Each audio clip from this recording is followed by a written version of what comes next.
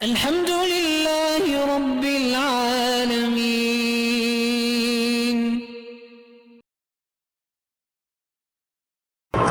اگر امام مسافر ہے، اس نے 2 رکعتیں پڑھائی ہیں، ہم مقتدی مقیم ہیں، ہم نے تو 4 رکعتیں پڑھنی ہیں نا، تو ہم پھر کھڑے ہوں گے اور 2 رکعت پڑھیں گے، فاتحہ بھی پڑھیں گے۔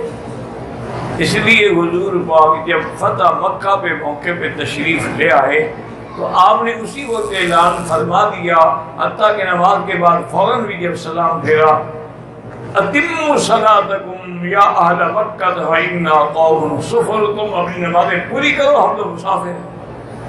قاعدہ یہی ہے، اگر امام مسافر ہے، مقتدی مقیم ہے، امام 2 رکعت میں سلام پھیر دے گا، باقی ہم خود پوری کریں گے، پھر فاتحہ بھی پڑھیں گے۔ اور اگر امام مقیم ہے اور مقتدی مسافر ہے تو اب یہ سفری نماز نہیں پڑھے گا، اب امام کے تابع ہو گیا، وہ 4 پڑھے گا، یہ بھی 4 پڑھے گا۔ ایک بات ہمیشہ یاد ہے، یہ نہیں ہے کہ 4 رکعت میں امام پڑھتا ہے، یہ سلام پھیر کے 2 رکعت میں بیٹھا رہے۔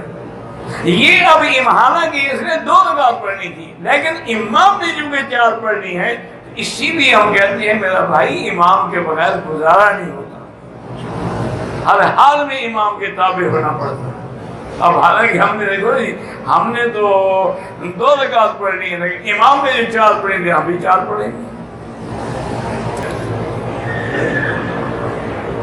کہتے ہیں جی کہ آب زمزم کھڑا ہو کر پیا جائے، بیٹھ کے پیا جائے، کھڑے ہو کے پیے تو گناہ نہیں ہوگا۔ یہ مسئلہ لوگوں نے گھڑ رکھا ہے کہ جب زمزم آئے تو کھڑے ہو جاؤ، دردر شریف آئے تو کھڑے ہو جاؤ، تازیہ شریف آئے تو کھڑے ہونے کے مرد ہے نا جی، اور اس کے بعد زمزم آگے وہ بھی کھڑے ہو جاؤ۔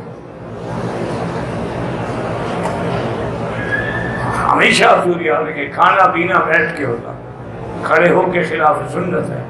زمزم کھڑے ہو کے پیے تو گناہ نہیں ہوگا کہ حضور سے کھڑے ہو کے پینا ثابت ہے، یہ معنی نہیں کہ ضرور کھڑے ہوں۔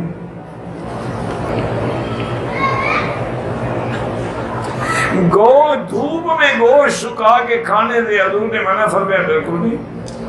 تو حضور کے زمانے میں ویسے ہی قربانی کے گوشت سکھائے جاتے تھے، غریب لوگ تھے 6 مہینے تک کھاتے رہتے۔